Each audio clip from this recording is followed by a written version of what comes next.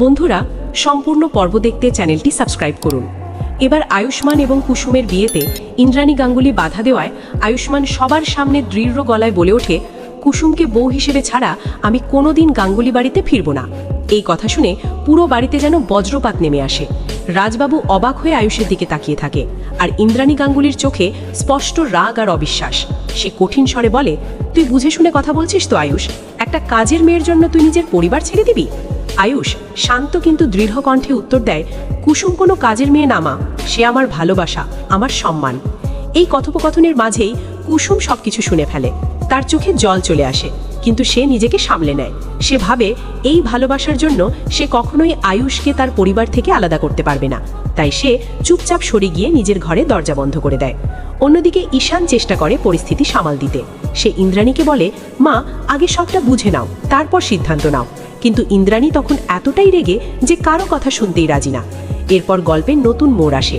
ঠাম্মি গোপনে আবার সেই পুরোহিতের সাথে কথা বলে এবং জানতে পারে শুধু পুষ্টি নয়, আয়ুষ আর কুসুমের মধ্যে এক অদ্ভুত ভাগ্যের টান আছে, যা সহজে ভাঙা সম্ভব নয়।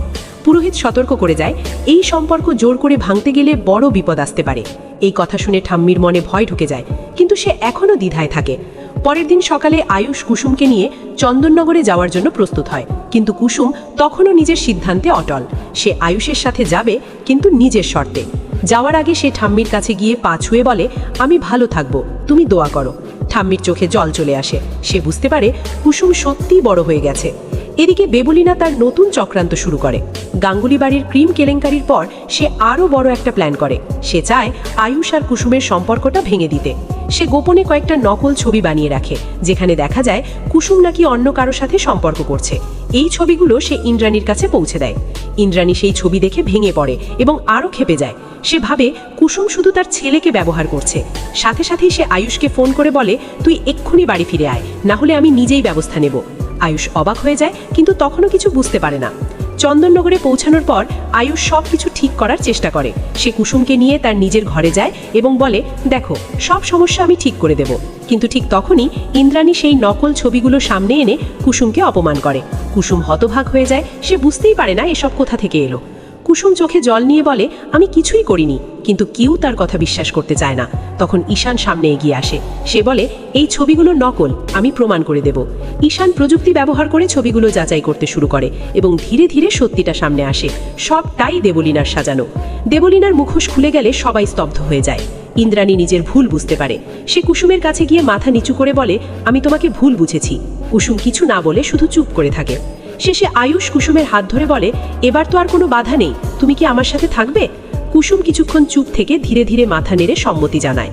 আর এইভাবেই শুরু হয় তাদের নতুন পথ চলা, যেখানে ভালোবাসা সব বাধা পেরিয়ে জিতে যায়।